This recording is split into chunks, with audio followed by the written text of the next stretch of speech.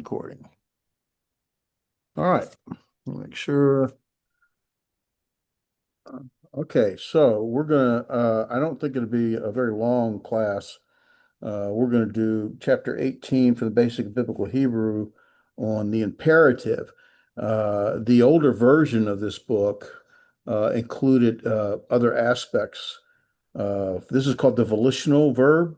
Volitional means the will, you wish, you desire. There's a volitional verb for the second person, which is the imperative, or maybe sometimes a request or desire. But there's a volitional verb for the first person. That would be to let us, if you go and you say, let us pray, that's a volitional, that's a sort of a request, in part a command, let us pray, first person. Um, yeah, and let it be would be first person, and then third person would be uh, more like gestative. I think that's the gestative. The first person is correlative, third person is gestative. But anyway, that was all combined in the last version of this book, and it was really long and complicated, or just a lot to absorb. In this book, in this version, it's only the imperative, and the imperative is, along with a couple other minor things, the imperative is a volitional for second person only, second person masculine, second person feminine, second person singular, and second person plural, and that's it. It's really other than the weak consonants, the weak verbs. It's very simple. And so we're going to go through that, and we're going to look at a couple of other things. So what we're going to do today is kind of look at the imperative conjugation. Remember, the cow stem is a simple kind of type of action, and the conjugation is more associated with the function or the perspective of that action. And in the imperative, it's typically a command, although it can be a request. And we'll look at that in a moment. But we're going to look at the cow stem for the imperative conjunction, both for strong and weak verbs. Strong is very simple. Weak, not hard, but it's just a lot and could feel like overwhelming, but it's really nothing that much new. Then we will look at how you negate an imperative, like don't go, instead of just go, what about don't go? So we're going to look at that. I'm also going to look at the particle na and how it's used. Basically, the particle na is typically to make it more of a please. Please don't go, or please go, or whatever. Typically, but we'll look at that in a moment. And then some important verbal sequences associated with the imperative. In other words, how it's used in the sentence structure. So that's what the class is. It shouldn't take us very long. If you have questions, stop me at any time. Patrick, good to see you, brother. Glad you're here. Stop me at any time, and I'm just going to kind of go through it, and we'll pick it up from there. So, what we want to the focus here is the imperative is used primarily to express a very direct command. Uh, uh, I'm trying to think of a passage here. You shall not kill. That's a negative, but still, you should not murder. That's a negative command, but it's still a direct command. It can also be used to grant permission or communicate a request. And so we'll look at that. The Hebrew imperative occurs only in the second person. That makes it a lot easier. In other words, there's only um, four forms to recognize, and you'll find it's very easy to recognize because you already know it. You're just going to make some modifications to what you know very easily. So there are, like I said, only four forms to study: the masculine, singular, and plural, and the feminine, singular, and plural, and they're all in the second person. So you have a second person, second masculine singular, second feminine singular, second masculine plural, second feminine plural. Quite simple. The four forms imperatives are related to the corresponding imperfect verbs. That's what really makes it easy to recognize. You're familiar with the imperfect. Hopefully, you've learned both the performatives and the subformatives. And what happens really is the performative drops off.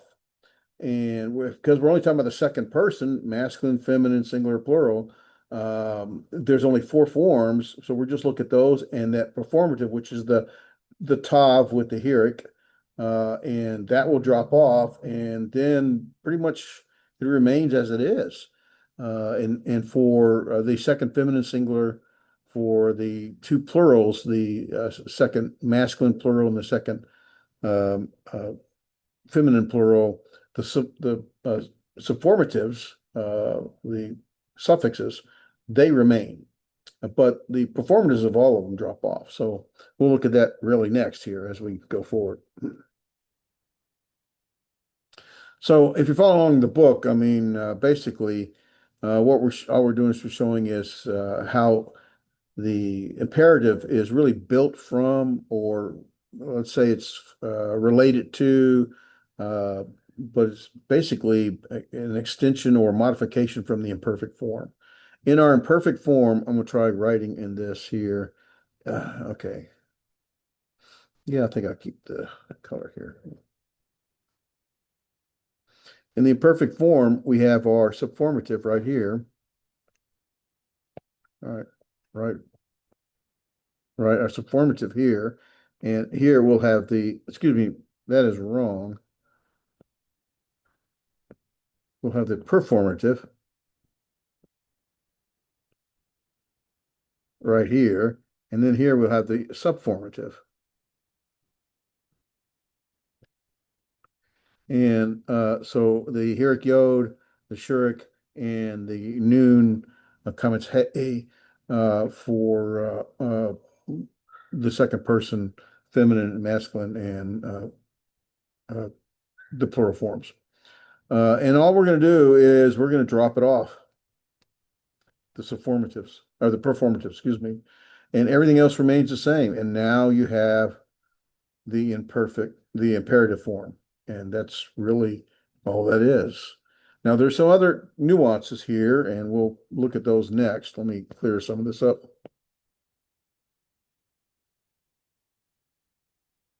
So if you're already familiar and have a good handle on the imperfect, the imperative is just not that hard. You start with the imperfect, you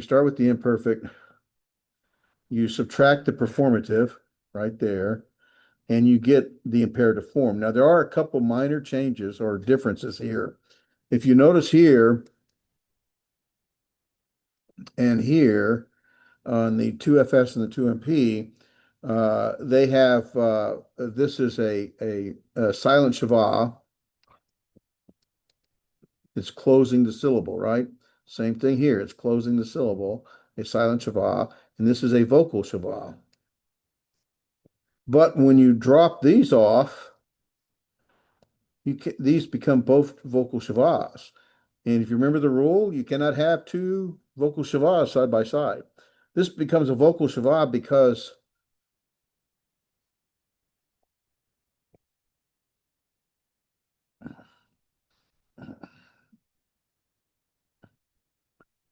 this becomes at the beginning of the word, and so it becomes a vocal shava. I don't want that one. That's the wrong one. And so the vocal shava, if you remember, I think it's chapter 4, the rule of shavas, you cannot have two vocal shavas side by side, especially at the beginning of a word. And in chapter 4, I believe it's, let's see,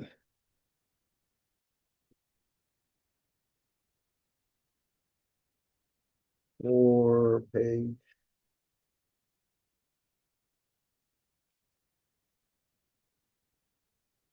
Yeah, page 35, the additional information on rules of Shava. It talks about you can have what's called two side-by-side vocal Shavas, rule number 1. And so what happens is the first Shava, the first vocal Shava changes to a Hirik, and that's exactly what we have here. And the second now closes the syllable, and that becomes silent. And so basically you get a Hirik with a silent Shava. Make sense? You guys okay? See? Bueno, good. All good? All right. All So, good, sir. All right. okay. If we're to just stop there, that'd be it. And, so we're really just looking at the imperfect form with a couple minor, uh, uh, minor, they're not really changes. They're following the rules. So they're following the rules you already know. So it should make perfect sense to you. So anyway, all right. So when you look at the imperative paradigm as a whole, right? You see the paradigm.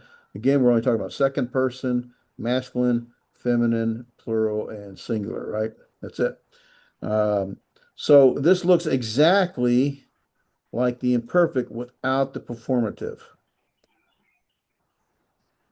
And so you have your holum and there's a uh, root two position, the holum there, and there's that holum again. Now, obviously, it's not here because that vowel and that lengthens the syllable, so that's why you remember that changes to shava and that becomes the heroic. So these are things you already know, you already done, and you already know, so it shouldn't be confusing. But ultimately, try to clean this up a little bit. I'm using a different form to write and kind of like it, but there's not a way to just clear the whole screen. I don't think. I haven't figured it out yet. What I really want is something where I can circle something like this and it's there for like 1 or 2 seconds and it goes away, but I haven't found that in this system yet. So, but anyway, so in our 2MS, who wants to translate this for me? I'll let you guys speak. Let's go from there's three of you guys on here, Ben, Emmanuel, and Patrick. Let's start with Ben. Translate or to read 2MS imperative form. Okay. Coal Well, is this a silent Co- or vocal? is since the first Shabbat is vocal See, so say it again for me. because it is the first on the first letter of Right, the Shabbat, then it's right. vocal. Yeah, so pronounce it for one more time for me. Maybe you said it right and I didn't hear it. It's just like the K, coal, because there's no Yeah, vowel, just the but Shabbat. the silent Shiva or the vocal Shiva is actually going to have a slight, let's just say a very quick ka or a very Okay, so quick. it's It actually translated with an e, but yeah.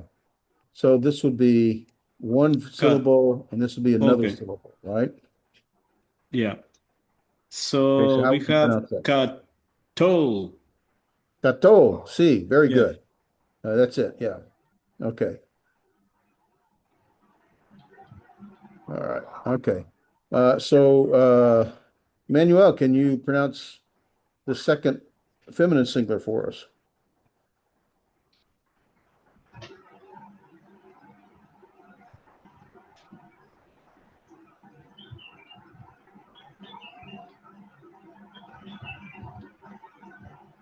Hmm.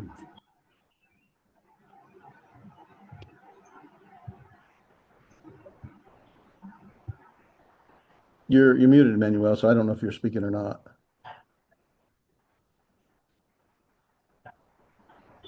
Emmanuel, oh, there you go. Okay. Kitty, All right, you're close. Say it again for me. kitty, Okay, so here's a closed syllable, and this is a I sound, so it's keet. So it'd be like it'd be more like keet, keet. So or maybe it's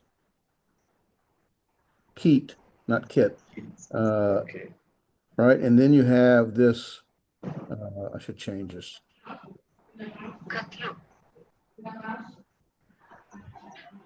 Here's a closed syllable, and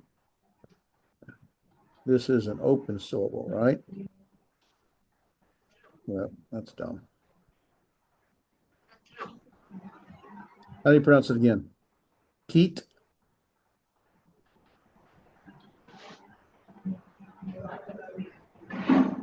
Tito, keet, lee, right? So the lamed with the here yod vowel. This is a vowel, right? A vowel. is this would be la, and then you have the e, leet, keet, the lee. So it's keet, keet, lee. Okay, Italy. keet Okay. lee. Right. Italy. Uh, Patrick, do you want to try the next one? Pretty similar. All right. And that would be Kitlai. Keet Loo. Yeah, Keet Loo. So there's the first syllable here. I should change colors. Okay. You have the same ending, right? With the lamed, except it has the shurik. That is one syllable. So we have one syllable here. That is an open syllable because it ends in a vowel. And then you have this closed syllable here. And this is the same as this one. So they're both keet. And this is keet lee, and this is keet loo. No. Keet loo, right? Yeah. Okay, now do the last one. This is a vocal shava, open syllable. This is a change colors. Here is a closed syllable with a silent shava, and then here's our sufformative. And so it would be, let me get this all out of the way. Katolna. Katolna, very good. That's exactly correct. The accent Okay. is on the first. Katolna. Yeah, because you see that marking right there. So Yes. yeah, that is the accent right there. So that's very correct. Here's the thing, though. Although there's different pronunciations or different pronunciations for the second MS, the 2FS, the 2MP, the 2FP, in English, the exact same translation. It's you kill, you kill, you kill, you kill. The word kato, katal in the call perfect 3MS means to kill or I kill, he killed, excuse me. And imperative, it's you kill. And in our translations, this is highlighted or the U is in a lighter gray color because you don't have to use the U. Sometimes it makes sense to say you kill, that's the command. Sometimes it just says kill. So it's not uh, necessary that you include the you, but that's what it's saying. Even though when it just says kill, it implies you kill, second person, whether masculine, feminine, singular, or plural, doesn't matter. Right? The context will tell you, right? Make sense? We okay? Everybody good? All right. Let me clean it up here and move to the next slide. Now, after this, all we're really looking at is what happens with the weak verbs when you have a first guttural or a second guttural or a third hey or a first yod or first noon or a biconsonantal or a geminate. I mean, so we've been dealing with these weak verbs, weak gutturals and weak verbs, weak consonants for quite some time. And we're going to do the same thing. But the good news is it really not much is different than what you already know. It's just a matter, can you recognize it? And that's really the most difficult part is can you recognize it? These should be very easy for us to recognize here. Uh, this cannot be a Cal perfect 3MS because of that. Can't be. Actually, if you remember Cal perfect 3MS, is that vowel, right? The comates product right there. But this is from our imperative form, and we just lost the prefixes all. So you should not have much trouble recognizing that if you're familiar and you have a strong handle on the imperative or the imperfect performatives and subformatives. Shouldn't be hard. But when you go to the weak verbs, we're going to look at the first guttural, second guttural, and then the first olive. There's a type 1 and type 2. We've already seen it. You probably don't remember it, but we'll go through it again in a type 3. So what happens in the first guttural, right? Here's our first guttural. This is the performative right here. right? And this is the first guttural, second guttural, or second root letter, and third. So the first guttural here is basically we're going to do the same thing. We're going to drop off the performative, right? It's gone. And basically we're keeping all three of the consonants. So it doesn't change. The only thing that changes, let me clean this up a bit. The only thing that you might notice the change is here is the Segol Hatuf is now a Parak Hatuf, and that's all. That should not throw you off at all. Here, the same thing. Here's root 1, 2, and 3, but we have a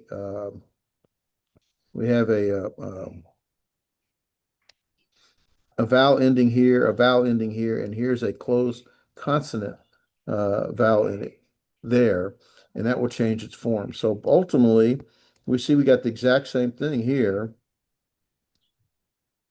as here. The vowel system changes a little bit, only because this Segol now is a Hirik. And same thing here, this Segol is now a Hirik. And that's because the performative dropped off, and you still have this vowel ending, and so this is going to be a closed syllable here. And that's all that's really happening. You should not have really difficulty recognize it. You may not remember all that. I don't. I have to go back and look at it almost every single time. But what I'm trying to point out is what changes, and they're just minor changes, so you shouldn't have a lot of difficulty finding them or recognizing. Um, uh, Again, this is the imperfect without the performative. That's all that really is. You might see some little vowel changes there. That's going to be different. You can see why, really, when you think about it. Well, here, this is normally, if you remember, normally that is going to be a Hirik on our perfect form. But because this is a guttural, that guttural can't take a shavah, so it takes in this case it takes the Segol Hatuf, and that means these are going to take the same vowel. If those were a Padak Hatuf, then this would be a Padak. If they were Kametz Hatuf, that would be a Kametz, although I don't think there's many of those. So, okay, am I probably confusing everybody? But I'm just trying to show what's happening. So, point is, first gutturals on the imperative, it's the same. We're doing the same thing. We're basically dropping that out, and we get the result. We're keeping the subformatives, but we're dropping the performatives, and that's all we're doing. Okay, you'll see some minor changes, like we mentioned. That's a Padak Hatuf because it's following that Padak. That's a Padak Hatuf because it's following that Padak. Whereas over here, that's a Segol because it's following that Segol Padak. That's all it's doing.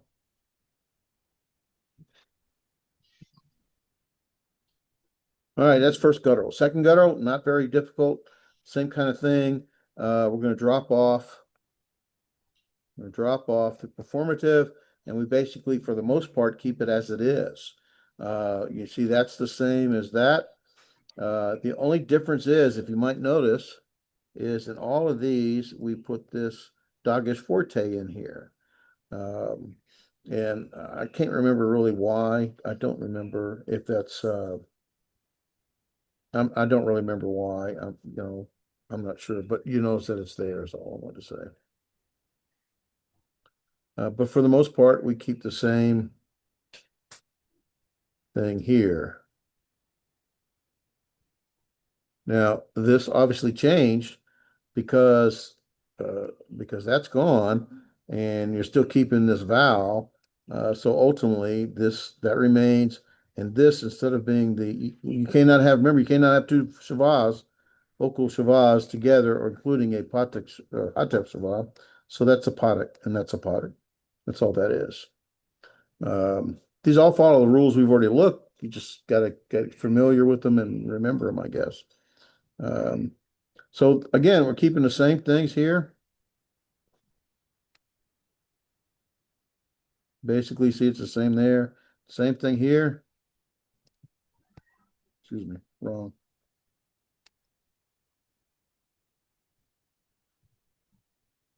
It's the same.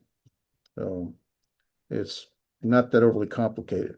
Now, in the first year, is that any questions before I go any further? All right. I'm just gonna need to review it a little bit more here later on, but that's fine. Sure. Okay, so in the first olive, position, there are three types: type 1, type 2, and type 3. And I think I can't remember what chapter it covers that. I want to say chapter 15. Let me look. I think it's chapter 15, maybe it's 14. No, it's not 15. Let's see if it's 14. First olives, three types. No. First olives.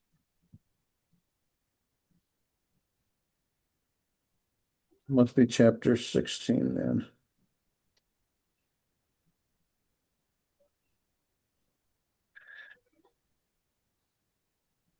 I don't remember where.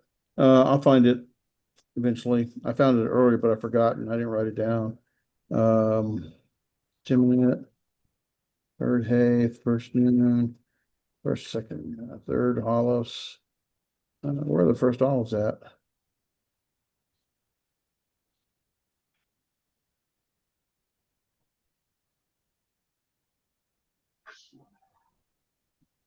Well, Probably I don't. before chapter 14. We didn't do any weak verbs before 14. I don't believe we didn't do any weak verbs. No, it would not be before 14. It has to be after. That'll be 16, page 166. Thank you, brother. Thank you. Okay.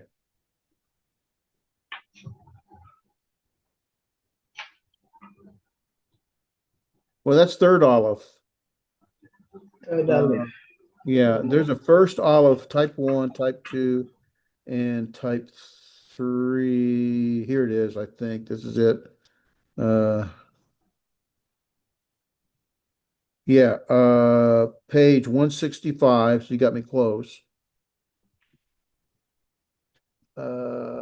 And yes, number 3 That's and it. number 4. Yeah. Basically, all it's going to say is that your type 1 and type 1, the changes that occur with the type 1, if I remember right, keeps the olive. Yeah, it keeps the olive or drops the olive. That's what it was. Let me double check that 165.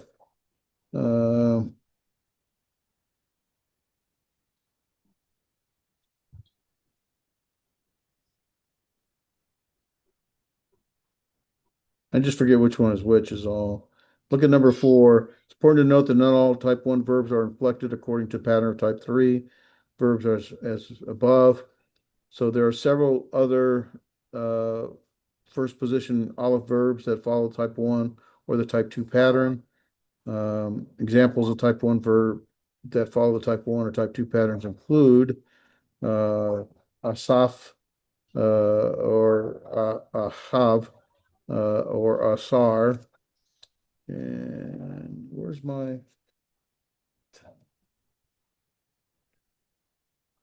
guttural?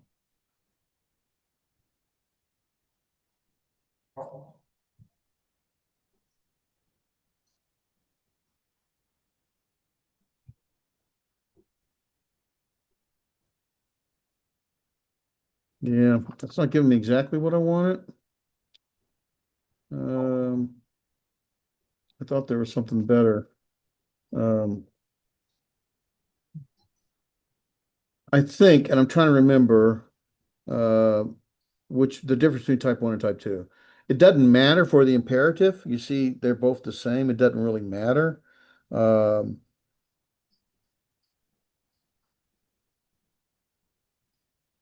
I'll have to look at it.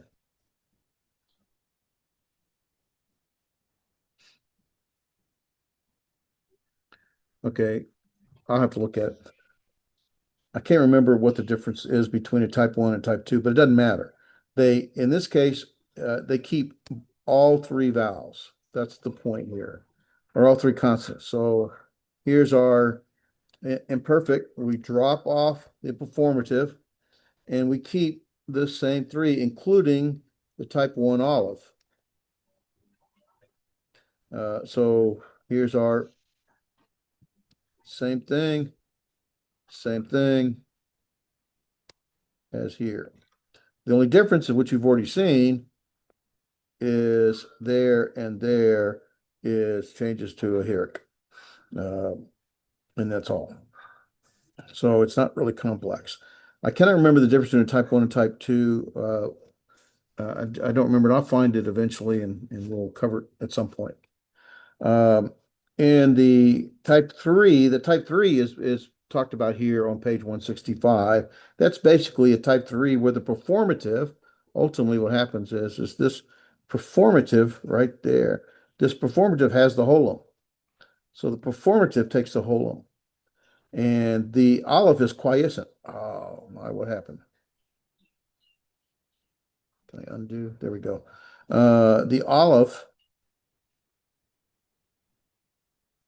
becomes quiescent. And so when you drop this off, the olive is no longer quiescent, and it takes either here the Sakol Hatef or it takes the Hirik. And that's really all that's happening there. Okay, that's really all there is to that. Any questions? Again, all we're doing is seeing what changed, what happened. But the change starts with dropping the performative. See, yes, yeah. All right. So that's the key. Once you see to recognize this, you need to know that this really came from the imperfect. And then we drop the performative from the imperfect and we get the imperative. And that's really all that's happening, but there's some other minor changes that occur, most of which should be recognizable. Okay? All right. Thank you. Yes. Okay, so you have third het and ion verbs and third olive verbs. And same kind of thing, we drop the performative, and basically we're getting here the same thing over here with some minor changes. Okay, so it's not a lot of difference. Let me go here. This is exactly the same. No real change. It's just the performative is gone. Here, we got the same thing. We got two vocal. Once this goes, we got two vocal shavas, and they can't have that. So it changes to a hierarch. The same thing here. Changes to a hierarch. Once this drops, basically, this is the same as this, just without the imperfect performative, and now it's in a imperative form. In the third olive, not much different. We drop the performatives, right? Here's our third olive right there. Third olive, third position. That's root 1, that's root 2, and then root 3. And so what happens here is the same thing. Nothing changes. So that's the same as that. Here, again, we got two vocal shavas. So that becomes a hierarch. Same thing here. That becomes a hierarch. And ultimately, this is the same as this. So even though the key is that it's an imperfect that got performative dropped off, and even though there are a lot of weak verbs, we're not seeing a lot of impact that's going to affect our recognition of it. It might be difficult to say, oh, when I first see this, to go, oh, that's an imperative form, because you don't automatically think that used to be an imperfect that dropped the performative. You don't automatically think that. But as you try to figure it out, that's really kind of what's happening here. That dropped off. Okay. All right, not too much more of this. Then we'll move to something else.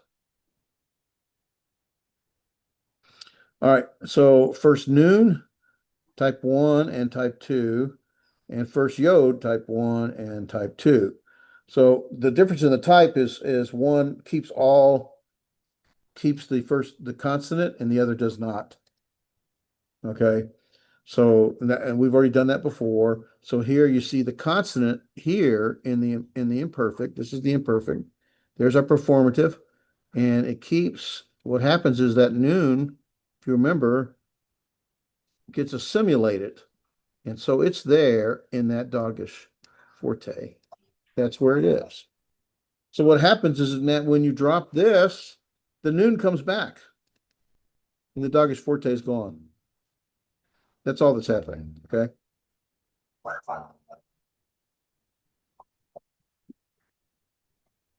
Um, Really, and that's really all that's happening. Same kind of things here. You see, this is exactly the same as this, except the doggish forte came back as the noon, because that's what it was. So that's the type 1. The type 1 has the noon assimilating to a doggish forte.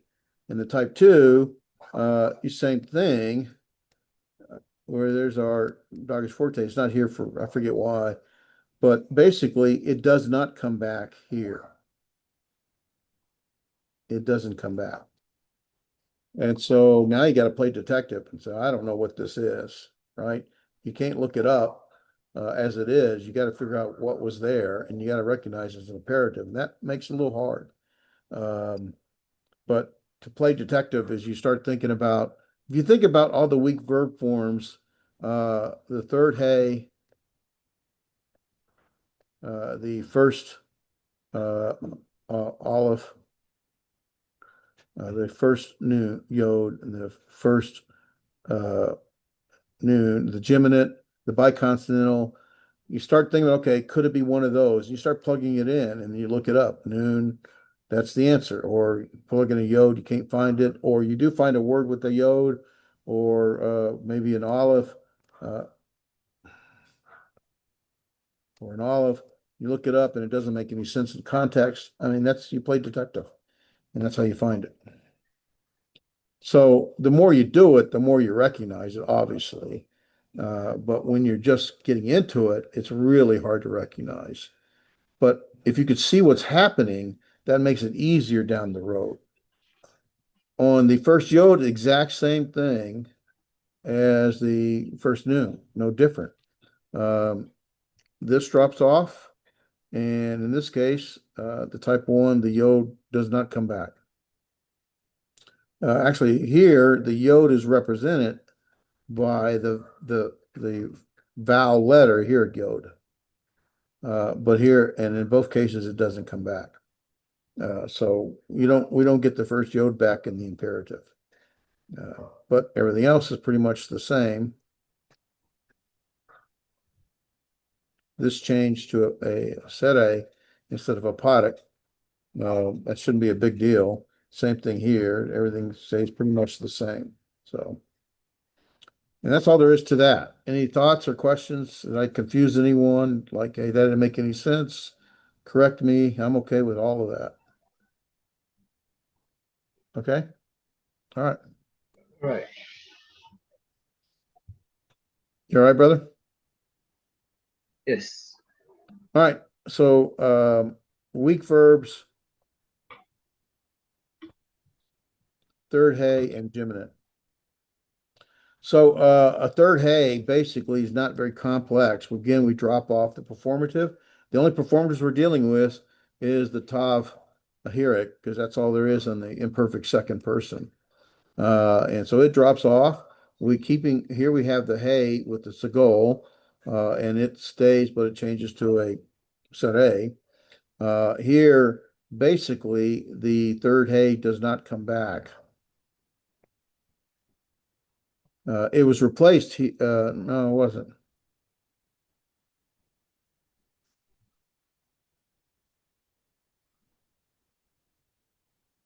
Yeah, that's the performative or suppormative, I mean. Um, yeah, her third hey doesn't come back in a lot of these. Let me clean this up a little bit. Doesn't come back. So basically, it stays the same. And same thing here, stays the same.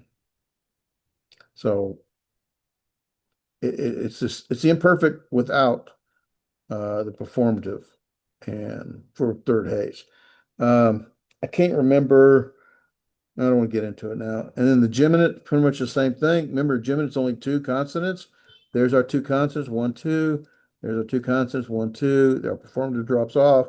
Pretty much stays the same. Some minor changes. This uh, uh, went blank, not sure, but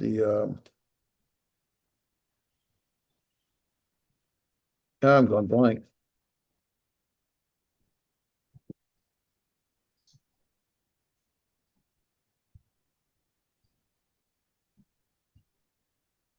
Kibitz. I don't know why I couldn't think of it. The kibitz changes here to whole.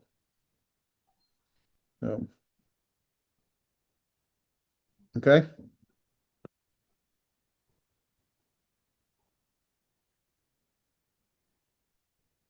And I think 1, 2, 3. Yeah, 4 more of these. All right. We'll try to go through them real quick because they're really the same thing over and over, guys. So we're talking about irregular or doubly weak. Doubly weak means there's more than one weak constant, right? First noon, that's irregular. Uh, here's a third het.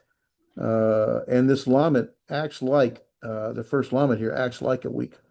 And we've seen that before. So again, this drops off, and we basically just keep that. Okay. And same thing here. Same thing here. So, I mean, there's not a lot of complexity here, guys. And it recognizes it's going to be difficult because you don't necessarily know that, oh, that's the imperative automatically. But you know, uh, in the context, you'll have to try to play with it and figure it out. Same thing over here. Basically, what happens here in this lamet, and the lamet actually is right there, right there. And when this drops off, it doesn't come back. And we get the same thing over here.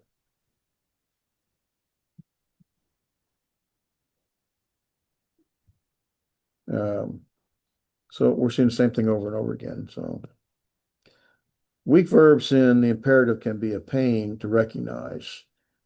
But when you do figure it out, the translations don't change. It's still you, whatever the word means. Halak, we've seen before. This is not the first time we've had that word. It functions like a first yod.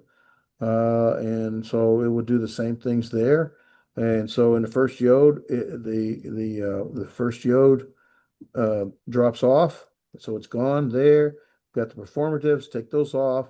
And again, the first yod or it, in this case, the come as hey, the hey doesn't come back. Same thing with haya. That is the to be verb. This is to walk or to go. This is to be. And we drop this off. And basically, we keep it as it is, except that this changes to a Segol Padak or Segol Hatif. There are no second feminine plural or second feminine singular for the Haya in the Old Testament. So there's no, it's not attested, it's called in the Old Testament. So you don't have to worry about it. There may be some in actually, ancient Hebrew, but not in the Bible. So,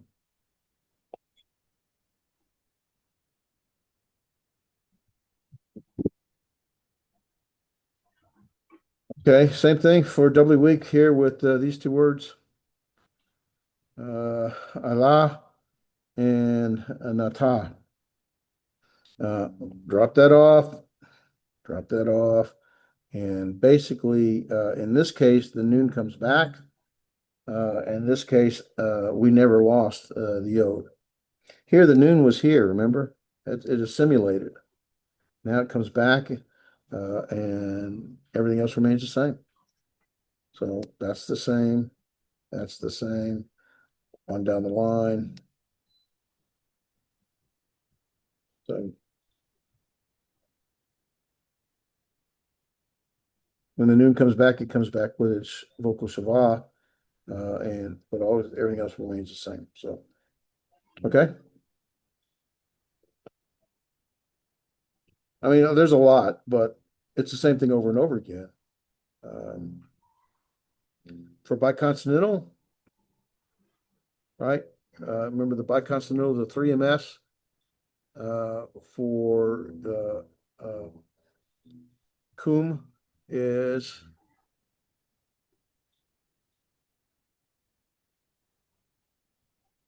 it is 3ms because that's root 1, that's root 2. All right.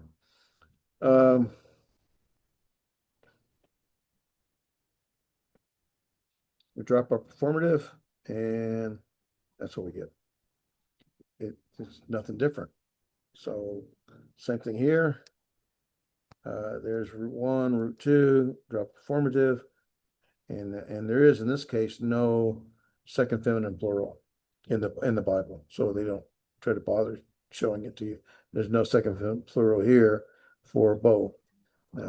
Drop performative, and we get the same thing.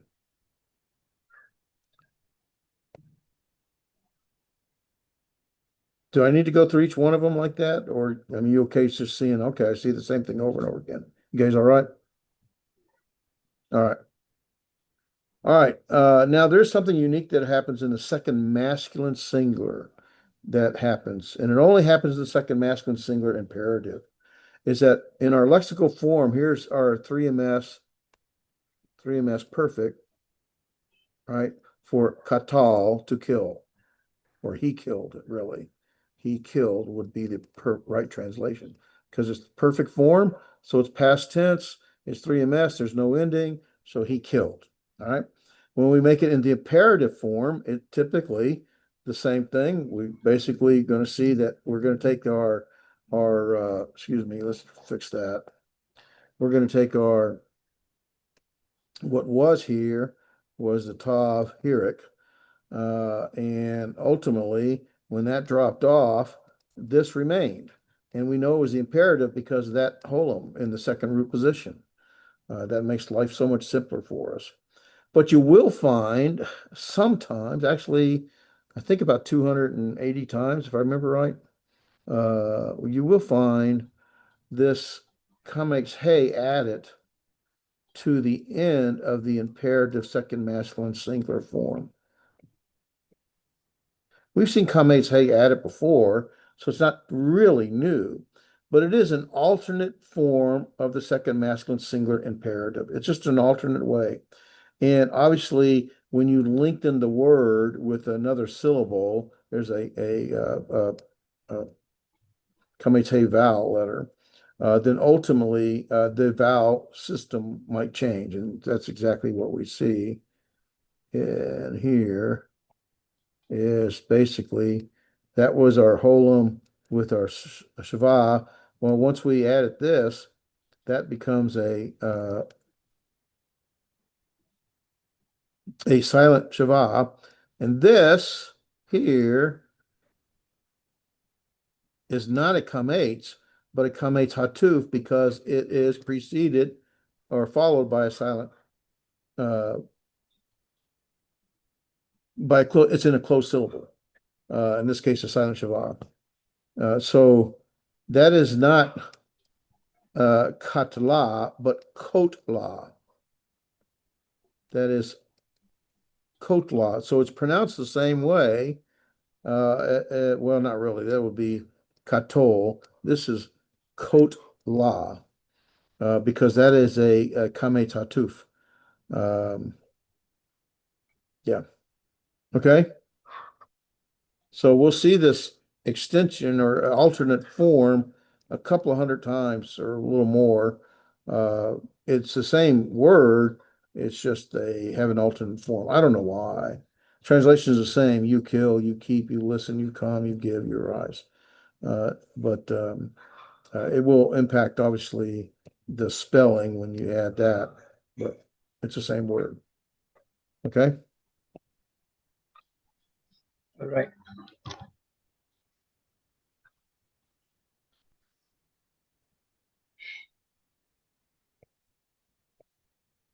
All right, now let's change gears. When you negate to say no, right? When you negate an imperative, like you don't, basically you don't negate a comparative. To produce a negative command, the Hebrew does not negate an imperative form. It doesn't do it. Instead, prohibitions would be negative commands are expressed with a negative particle, either the lo or the all. Now, we've already looked at lo with the imperfect form. So in other words, you cannot have an imperative in pair. You cannot have an imperative with the lo or the all, either one. It won't be there. So if you see a lo or an all, it's not an imperative. It's an imperfect that's being negated with the lo or the all. Now the difference is if you remember the lo is an absolute negative. Like you shall not murder. You shall not commit adultery. That's an absolute. And so we'll use the imperfect with the low negative particle. If it has the all, that is not absolute. That's more at this point, at this junction, don't do this. But again, it'd be with the imperfect form. So if you see the imperfect with one of these, it's obviously you see the imperfect, it's going to have its performative to it, right? It'll have it. So you'll know it's not an imperative. The point is the imperatives do not you don't have a negative imperative. Don't do this. Instead, you'll have the perfect with the negation. That makes sense? Oh,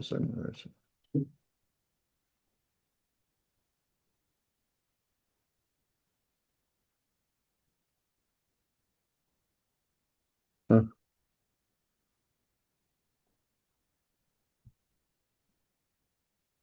Okay, that's all they're trying to bring out in the book with that. That's really all there is to that. So, all right. Okay, one more particle, the na. The na appears with the imperative and other volitional verbs, which actually chapter 23 will get into the other volitional verbs. But the na basically tries to make the imperative here, but it tries to make it more here, please here, or here now, or it's untranslated. It tries to, I don't say soften, that's not the right word, but basically it tries to modify the imperative. So here is Shimu na, here now this dream, right? Here's this and there's the dream.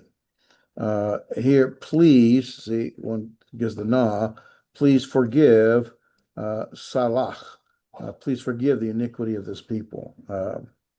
And so that's all that tries to do. If you see the na particle, basically with the imperative or the other volitional verbs, it's basically you're going to translate with a please or now or not translated at all. That becomes sort of the art of translation. Okay. Yeah. And believe, let's see, okay, now, okay, when you use the imperative in context, the syntax, the verbal sequence of the sequence of the imperative, there's really three things that you want to recognize.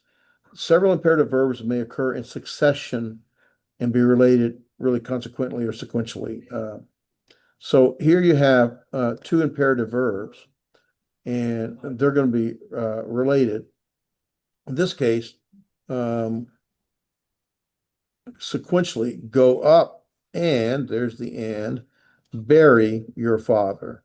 Um, Father's of, there's the your father in Genesis 50 verse 6. So you can have two of them in side by side in succession, and they'll be used either sequentially, go do this and this, or do this and or consequently they're just related. Do this and not necessarily sequentially, but you have to do this and this as part of the command, not necessarily sequentially. Okay, so that's one verbal sequence, some syntax you might see. A second would be is the imperative may follow be followed by a consecutive perfect, right? Consecutive means, continuous, another, a consecutive perfect, and carry the full force of the preceding imperative, right? Lake, here's our perfect with the conjunction. Varmata. So go, the go, and there's our and.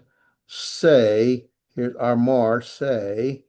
Okay, and the ta would be the second masculine singular. Go and say to my servant.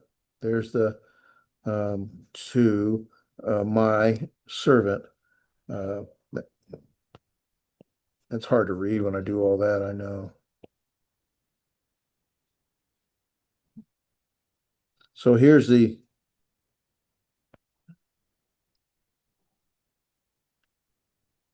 perfect form, and it's got the conjunction, and that's the superlative, so it tells me it's a second masculine singular. And here's our imperative. So what it's saying is that go, that's the command, and here's our and say, that carries the same force as the imperative go, even though it's not an imperative, because it's consecutive. They're side by side. So when a consecutive perfect precedes an imperative, um,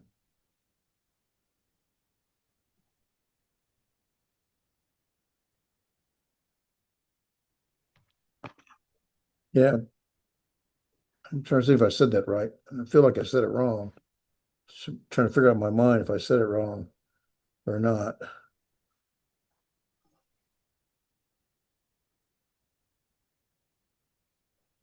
Yeah, this is our that's the and. That's the root word, root 1, 2, 3. And there's our subformative, or the second masculine singular. And so this would be the go. So that's the imperative. But I'm trying to say consecutive perfect and carry the same full force as the as the preceding imperfect. That makes sense. This is the preceding imperfect. Preceding imperative, I mean. Okay. All right, I had it right. So sorry. Okay, only two more slides, guys. And what time is it? I can't see. Oh, okay, we'll be done in a couple more minutes. So the third form that we might see here is the imperative may follow a regular conjunction, right? And also, but, whatever, even, and the imperfect. So a regular conjunction with the imperfect, there, a construction that will create a purpose or result. So the imperative, go down there and buy grain, so that for us, so that we might live, to live right there.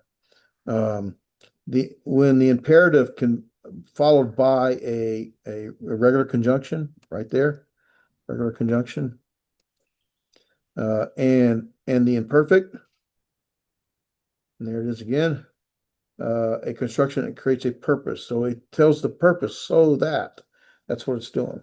That's all it's talking about. So I want to make sure I didn't say this wrong. I think I might have. Hold a minute. Oh.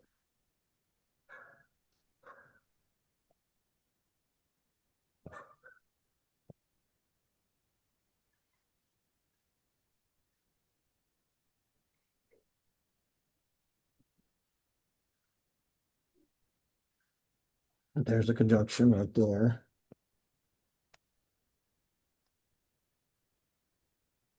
There's that's the imperfect for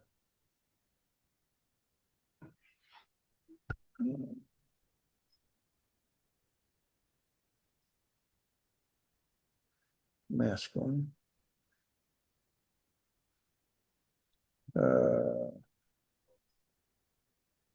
So our, is that to buy grain? Is that what that is? I have to look that up. But here's what they're trying to get out. And I didn't go through this beforehand. I should have apologized. Come on. Okay. What they're trying to say is that the imperative could have following it a conjunction, which is what we see, and the imperfect. And that should be the imperfect. I'm just trying to see if it is the imperfect because I don't see the performative. That's what's bothering me. Here, I do see that's the imperfect with the conjunction because that's the first common plural, I believe. So that we, and that's why they're translating with the so that. I'm trying to figure this one out. This one I got, I think, and it's the so that purpose. And that's what they're trying to get to. But I am a little confused on this one, and I apologize for that. Maybe you guys know the answer. I'll talk to Andres and Damien to make sure they clarify anything I messed up, okay? On All Friday. right. All right, and that's really all there is except for parsing. In parsing imperative verbs, we're doing the same thing, right? We're going to talk about the verbal stem, the conjugation, which would in this case be the imperative.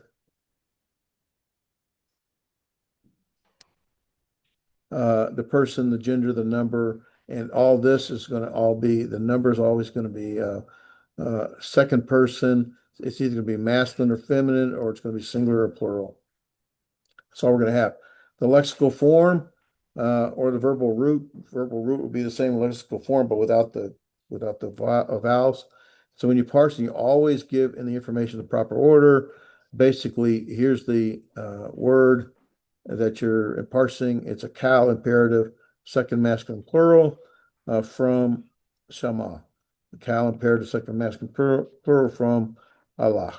Allah. And you should get the definition at the end. I don't know why they don't here.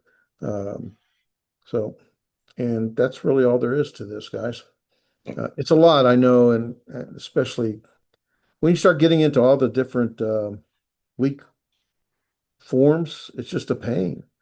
But it does follow pretty consistently. So once you sort of get comfortable with it, and truthfully, I don't have a high degree of comfort. I'm still, my Greek is much stronger than my Hebrew. But maybe that's kind of it. Any thoughts or questions? I will talk to Damien and Andres to make sure I clarify a couple areas before on Friday. Any thoughts or questions? No. Just a little review, but it's okay, brother. All right. Appreciate it, Ben. Thank you. All right. So here's what we are at the last week of Hebrew 1. You're more than halfway done. Um, uh, Starting in January, I think it's around the 15th to look at the date. We'll start Hebrew 2 and we'll finish the rest of the book. So I assume if you're registered in Hebrew 1, I mean, if you don't register Hebrew 2, you don't really learn all the Hebrew, but you still pass Hebrew 1, assuming you did the work. But I assume that everyone here is going to register for Hebrew 2, otherwise you never finish. But to finish Hebrew 1, we have to do test number 3, and that'll cover, what did we do last time? That'll cover the last 3 chapters we did. So, These 2 chapters, yeah, it'd be this chapter one and the previous one. 17 and 18, right? Yes. And that's, I think we already did the imperfect, strong and weak verbs, right? Yes. Yeah, I'll double check that and make sure. I'll get that test out there. Uh, I'll get it out there before class on Friday. I'm speaking Wednesday, Thursday, and Friday, so I've got to focus on that. But I'll try to get it out there before Friday. And it'll be similar to what we just did on the last test. So it's not long. Try to do a little bit of review, a couple of things, and then a couple of small translations, maybe 4 or 5 of them. And they won't be overly complex. Um, be looking for that. I'll send a note so you know when it's out there. It won't be due until it needs to be due back to me before we start Hebrew 2. So that gives you quite a bit of time, but it is over the holiday period for a lot of people, and nobody wants to work on Hebrew during the holidays, unless you're a geek like me. But ultimately, it gives you plenty of time to get it back. If you have any problems or questions, just let me know, okay? All right. Okay, brother. Thank you. All right, and if you're behind on anything, get caught up because I will, grading, other than grading the test number, the final test, test number 3, I'll have everything else graded before the end of the year. I think I'm caught up right now. There might be a couple of things I'm a little behind on, but I'm pretty much caught up. We'll get it all worked out to this month. Okay. All right. Okay, sir. All right. Thank you guys. Let's do end with a short prayer and we'll go from there. Our Father in heaven, we're thankful for this opportunity to study from your biblical language, from the biblical Hebrew, from the Old Testament. We thank you for those that are diligently continuing to apply this knowledge into their study. We pray your or blessings upon each of us as we continue to move forward. As we move into the holiday season, we pray your blessings and safety in all things. Father, we look to you. We ask your forgiveness. We thank you for your son. In Jesus' name we pray. Amen. I appreciate you guys. Amen. Amen, Good. sir. Thank you, sir. Have a good All right. day, brother. We'll see Y'all you. too. Thank you. Let me stop record here.